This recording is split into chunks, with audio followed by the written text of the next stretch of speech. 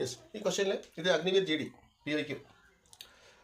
If 20 men working for 10 days earn rupees 71,800, how much will 26 men earn in 17 days?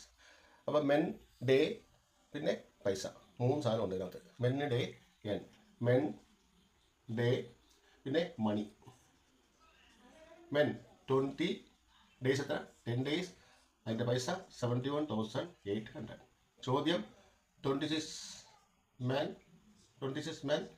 17 ഡേയ്സിൽ എത്ര ആണ്? ഇതാണ് question. Okay, അപ്പോൾ ഇങ്ങനെ ക്വസ്റ്റ്യൻ എഴുതുമ്പോൾ നമുക്ക് ഒന്ന് ചെയ്യാം. ഈ മെൻ ഡേ അല്ലേ, ഇത് രണ്ടും ഒരുമിച്ച് നമുക്ക് മെൻ ഡേ എന്ന് എഴുതാം. മെൻ ഡേ രണ്ടും ചേർത്ത് പറയുമ്പോൾ മെൻ ഡേ എന്ന് പറയും. 20 മെൻ 10 ഡേ ആണെങ്കിൽ നമുക്ക് അതിനകത്ത് ചെയ്യുന്നത് 200 മെൻ ഡേയ്സ്.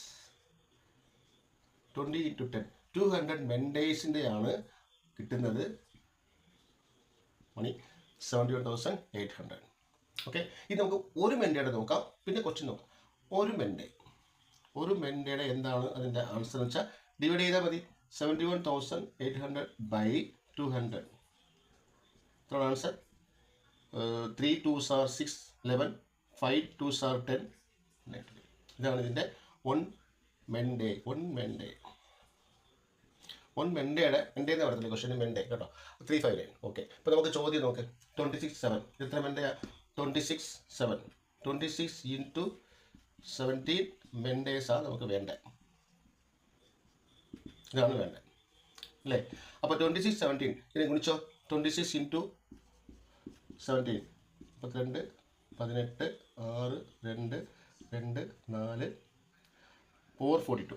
അപ്പോൾ ഇവിടെ 442 മെൻ ഡേ, അതിൻ്റെ പൈസ ആണ് നമുക്ക് വേണ്ടത്.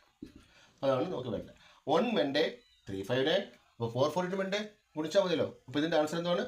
1 മെൻ ഡേ നമുക്ക് കിട്ടി 359. അപ്പോൾ അങ്ങനെയാണെങ്കിൽ 442 മെൻ ഡേ രണ്ടും ഗുണിക്കണം. 359 × 442 ഇതിനെ ഗുണിക്കുമ്പോൾ ലാസ്റ്റ് സംഖ്യ വരുന്നത് 9 × 2 8 വരത്തുള്ളൂ. അപ്പോൾ ഈ 8 ഇതില്ല. ഈ രണ്ട് സംഖ്യ ഒന്നാണ്. അപ്പോൾ ഗുണിച്ച് നോക്കണം. പെട്ടെന്ന് നമുക്ക് ചെയ്താലേ ആൻസർ കിട്ടത്തുള്ളൂ. നമുക്ക് ചെയ്യാം. 359 442 817 16 3 23 2 14. സെയിം ആയിരിക്കും ഇവിടെയും.